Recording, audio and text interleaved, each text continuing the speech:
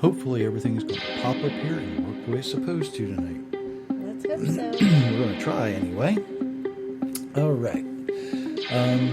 Give this a second or two as I turn that music down for the podcast. We are live on our podcast and on Facebook all at the same time.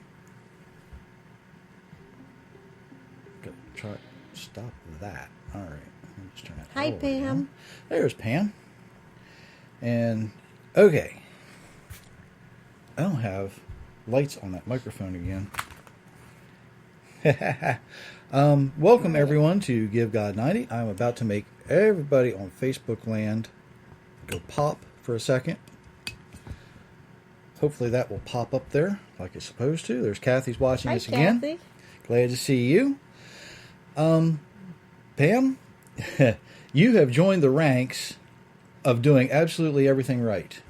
Because one of your, well, actually, it was the teaching you did for Messianic Delaware that when you came back from Saudi Arabia, and all it was pictures of Saudi Arabia, apparently are unfit for young audiences.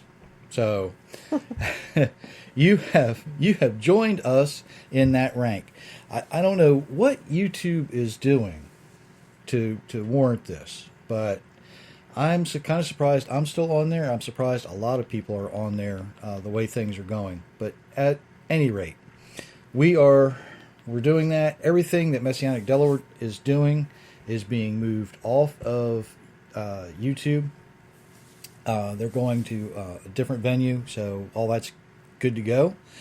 The other thing, there was something else I was supposed to talk about. Don't remember what it was now. Anyway, not a big deal. Not a big deal. If you didn't see today's, it was the White House, I guess it was the presidential campaign, it was Donald Trump's campaign lawyers press conference, right? You should probably find a way to watch that because we're not talking about just United States elections anymore. Mm-hmm. This is worldwide. They found out now there is evidence that actually includes many foreign countries. And the way that those elections have been manipulated in many, many countries. Some of whom listen to this show. So, you know, help is on the way, folks. Just help is on the way.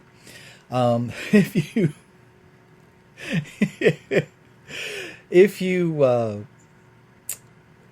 want to learn more about Give God 90, go to givegod90.com. There's been a couple people interested in a couple of books this week, which is always makes me extremely happy. I mean, I'm ecstatic over that. People want books. I'm more than happy to sell you books. Not a problem. I can be a salesman from way back. Once again, I want to remind everybody we are on Facebook Live. We are also on Spreaker. The chat is open there. I'm kind of watching it, and not much is going on there tonight, but that's okay. After some conversation this week with a couple of different people, I kind of felt I needed to address what we're going to address tonight, and that is, can you live a righteous life in this world? The world we live in, we know is messed up. It's screwed up, right? It's a mess. It's a mess. But can you live a righteous life? Well, yeah, you can. Depending on how you define righteousness.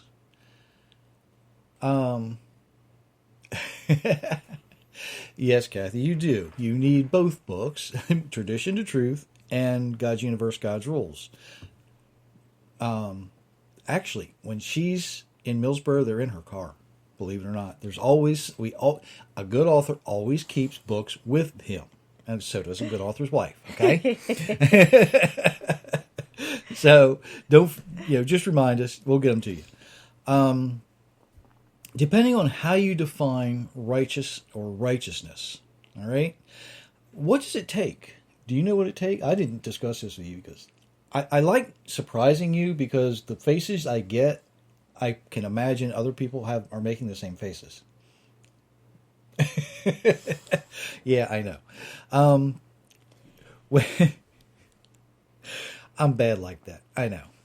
Um, what does it take to be a righteous person? You know, to be a righteous person, do you have to do everything perfect? No. No, you don't.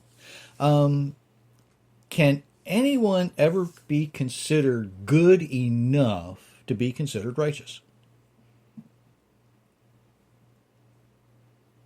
I guess we're about to find We're out. about to find out.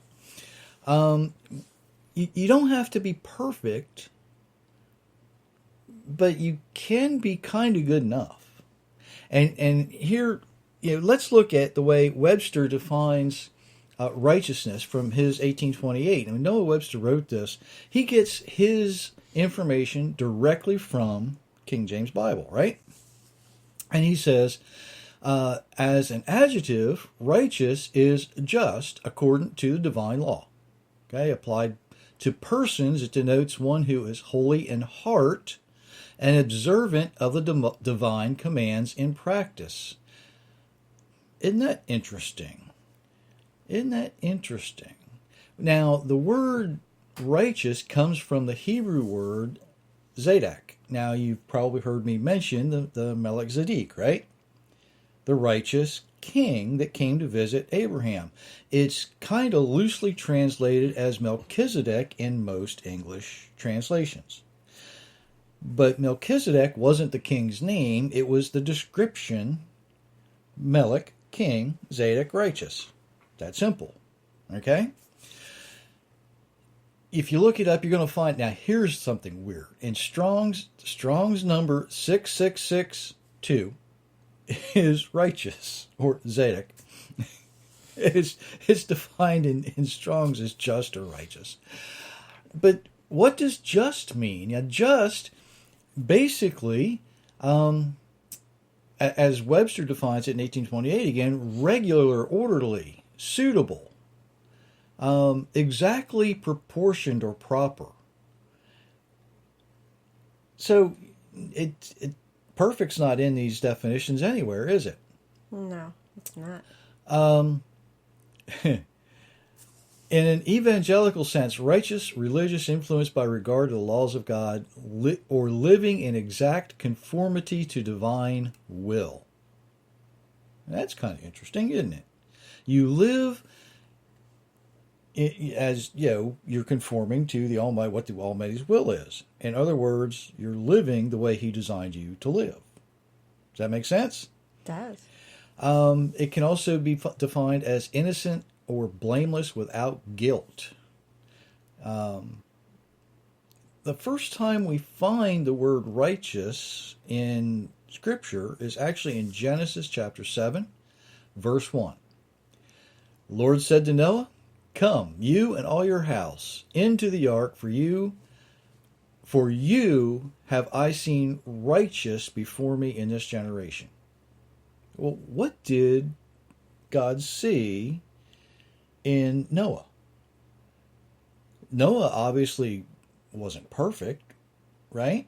He obeyed. He was obedient, but even before that,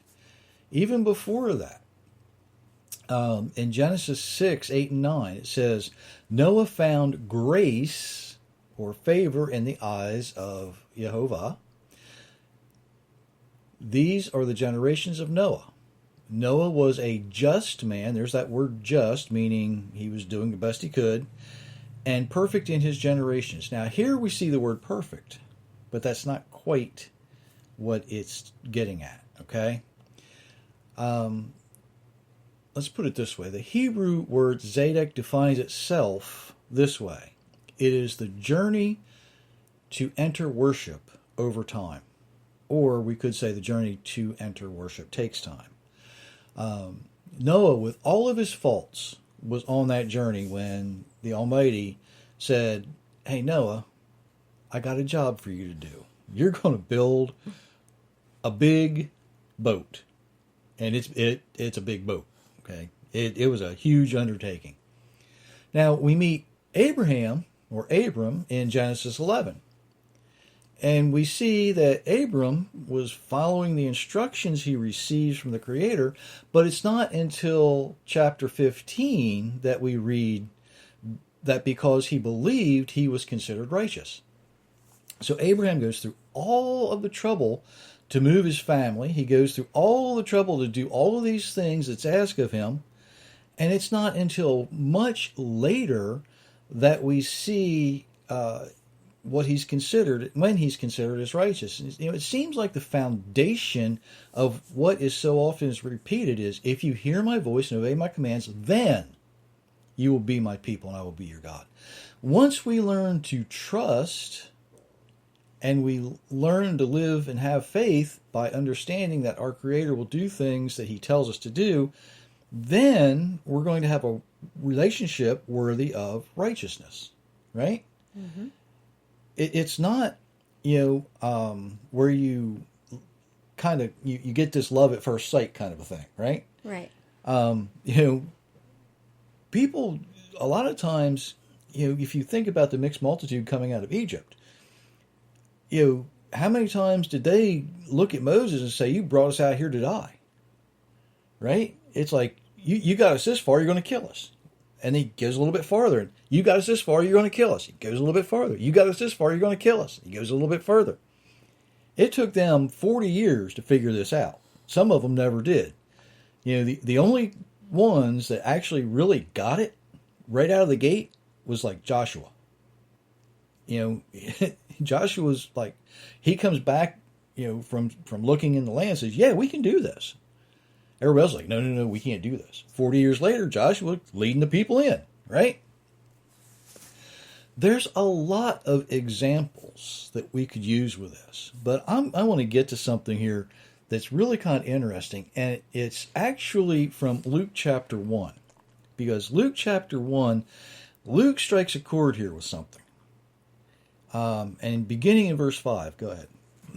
During the time Herod ruled Judea, there was a priest named Zechariah. He belonged to Abia's group. Zechariah's wife came from the family of Aaron. Her name was Elizabeth. Zechariah and Elizabeth truly did what God said was good. They did everything the Lord commanded and told people to do. They were without fault in keeping his law. But Zechariah and Elizabeth had no children. Elizabeth could not have a baby, and both of them were very old. Zechariah was serving as priest before God for his group. It was his group's time to serve. According to the custom of the priest, he was chosen to go into the temple of the Lord and burn incense.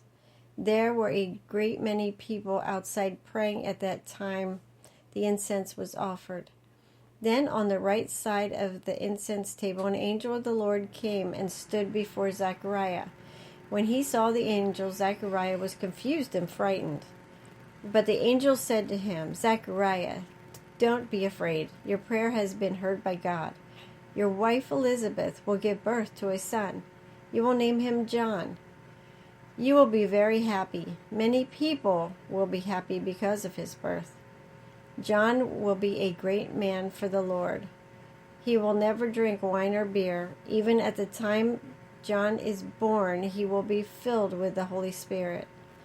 He will help many people of Israel return to the Lord their God. He himself will go first before the Lord. John will be powerful in spirit like Elijah.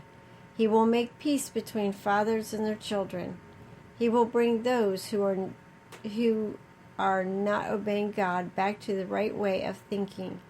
He will make people ready for the coming of the Lord. Yeah. How John choked down all those grasshoppers soaked in honey without wine or beer is beyond me. But okay. There's a lot of other things that he had coconut milk. He had coconut milk, camel milk or something.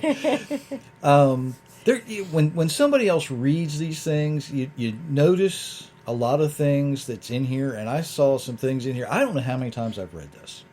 I really don't. But I'm seeing things in here that I could go a long time on. But, like the incense they were burning, we know what that was now.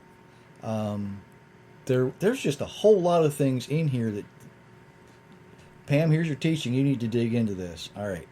Moving on.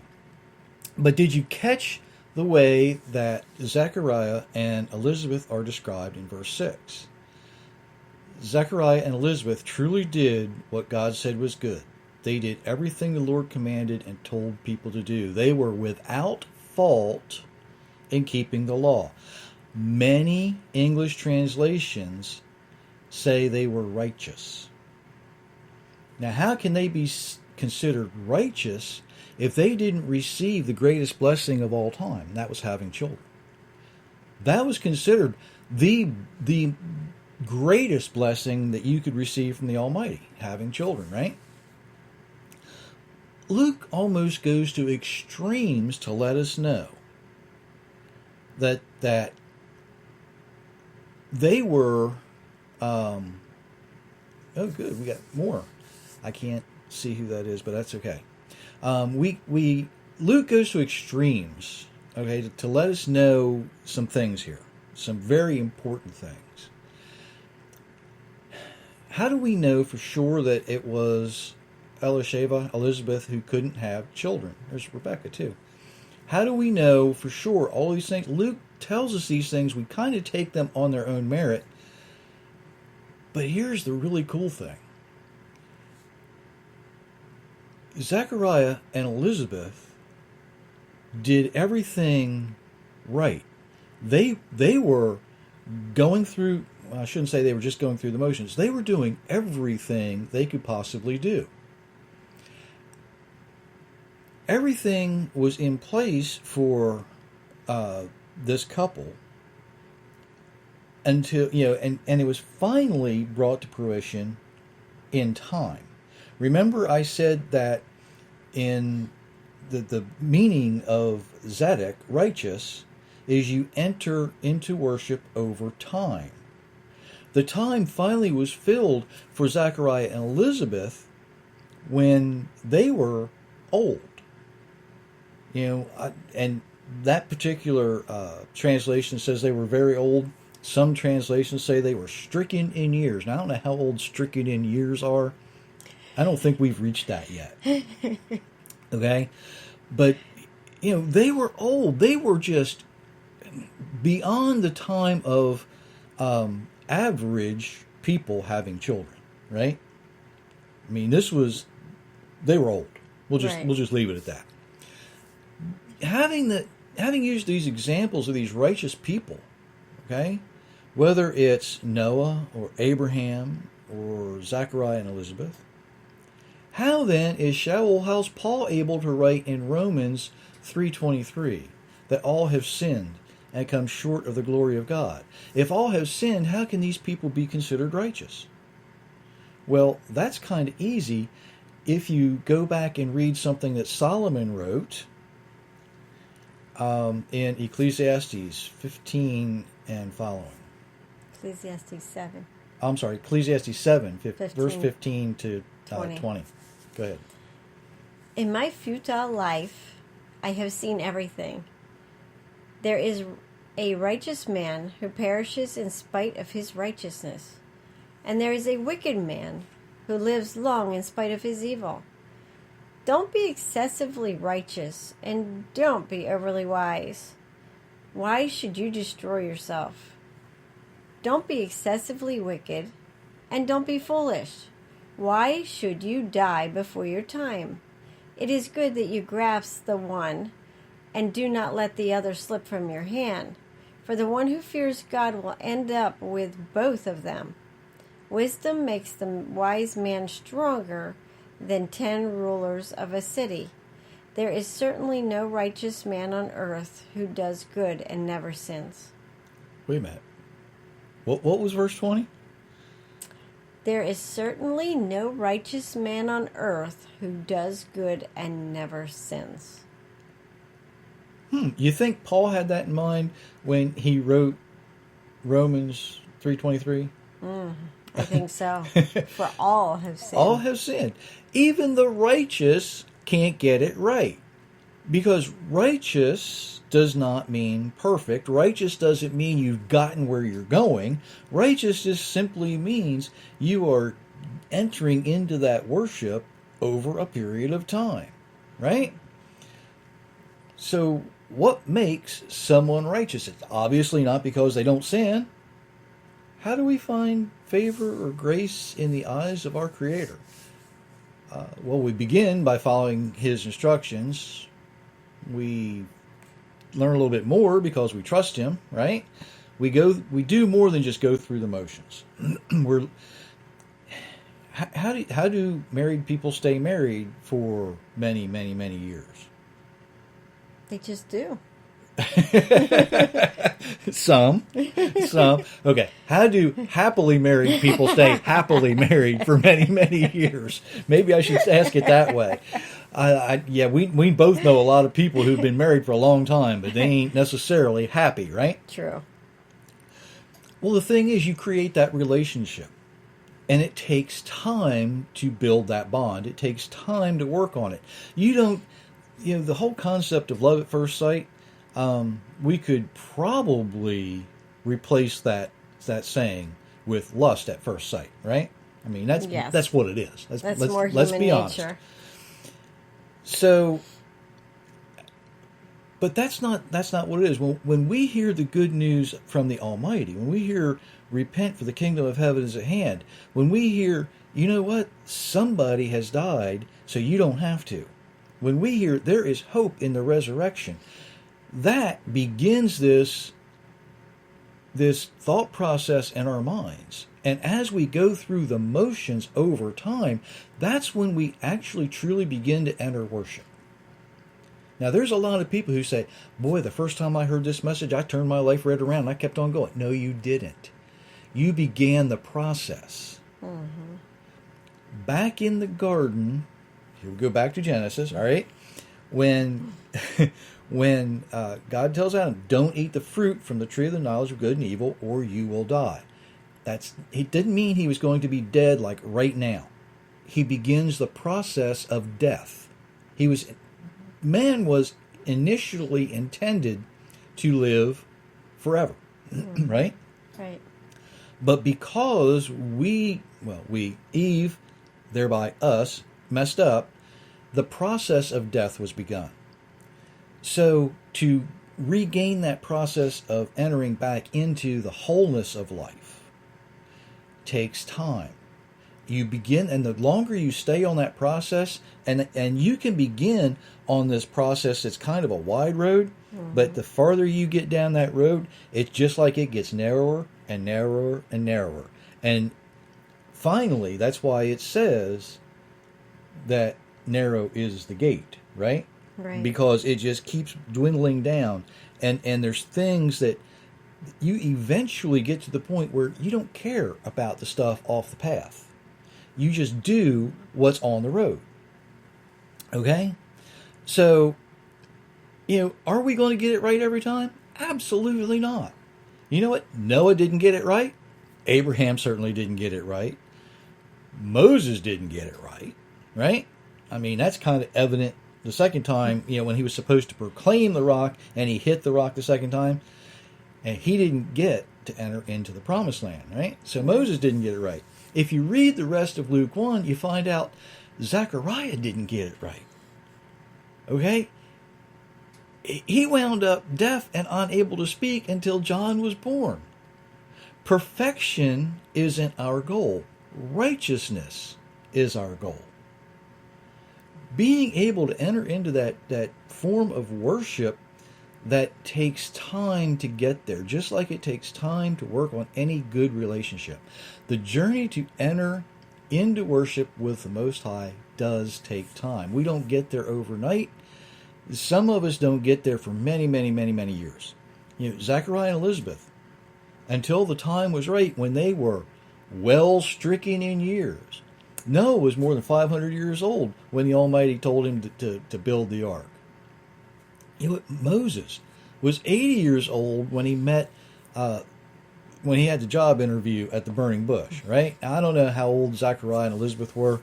Like I said, they were old, right? They were old. The journey to worship has to begin. You have to take the first step. You have to participate. You don't get anywhere unless You know, you can't even get to your front door unless you take that first step, right? You can't go to bed unless you're already there without taking that first step, right?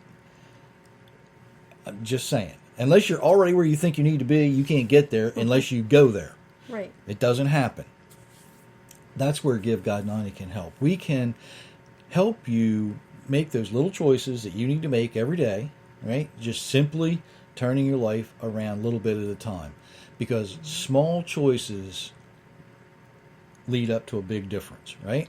It does. You know, Noah's choices that he made when he was a young man, hearing those stories about, you know, great grandpa Adam and Grandma Eve, and going, I don't think I want to do what they did. Maybe, you know, he may have been one of the ones who snuck over the hill to look at the cherub who was guarding the entrance to the garden. And having known that, having had that experience, he said, I don't know how bad it was. I don't want nothing to do with anything that they messed up. You know, I'm going to do the best I can with what I got. Right. And it paid off, not just for Noah. It didn't just pay off for Noah. It paid off for all of humanity and every animal other than the unicorn. Okay? Just saying. When you have that kind of knowledge that, you know, you don't have to be there right now, but you can get there over time if you keep working on it, if you keep going, if you keep putting one foot in front of the other, if you keep doing the things that the Almighty is asking you to do, if you keep following His instructions and living the way that you are designed to live, that's when you finally will eventually arrive. You know, that's probably another reason when Yeshua said, repent for the kingdom of heaven is at hand. It's just out of reach. It's just on the other side of where you can see it. It's not where you can see it, but where you can grab hold of it. Because flesh and blood can't enter the kingdom. Being completely righteous and whole is just that next step. It's just that next step. I said something the other day when we were at Branches of Hope. And, you know, there's a lot of people that go to these healing services and they want to, you know, they think they want to be healed, right? They don't want to be healed. They want to feel better. If you really wanted to be healed, you do what it takes. If you go to the doctor and he says, if you want to feel better, you take this medicine, right? If you want to feel better, you will let me cut what's wrong with you out. Bad description there, but you know what I mean, right? There's nothing different when you go to the Almighty and you say, I need to be better. I need to be whole. And He's going to look at you and say, do you want to be? And hopefully your answer will be yes. And He's going to say, okay, here is what you need to do for me to make you whole. Mm-hmm. You know, you can go to all these faith healers you want to go to. They can't do a thing for you until you are willing to take away the obstacles that are preventing you from entering into that worship and going down that path. Then you can be whole. Then you can find that place of worship. Then you can go where you're getting. Then you can figure out that what I'm saying really is true, because the kingdom of heaven is just that next step. You got to go a little further. You got to go a little further. You got to go a little further. And it takes time. Mm-hmm. And the path isn't very wide. And the farther down that path you go, sometimes the narrower it gets. Don't be afraid to walk down the path. You know, all you got to do is put one foot in front of the other, because there's plenty of room. Just don't worry about what's not on the path. That's the hard part. You know, it's real easy when if you're in a small boat and you're out on the water, it's really easy to be kind of confident when the wind's not blowing, right? Mm-hmm. You don't worry about a whole lot of things when the wind's not blowing. When the wind's blowing, it's a little different. And that's kind of like being on that path. You know, when everything's going good, you don't worry about what's not there. But when things get a little funny, a little goofy, that's when you start to look around and you go, is there something over here that's better? Is there something over there that's better? No, what's better is right ahead of you, exactly where you're going. And that's where you're headed. Just don't worry about all the other stuff, because all the other stuff is just a distraction. All the other stuff just isn't important, right?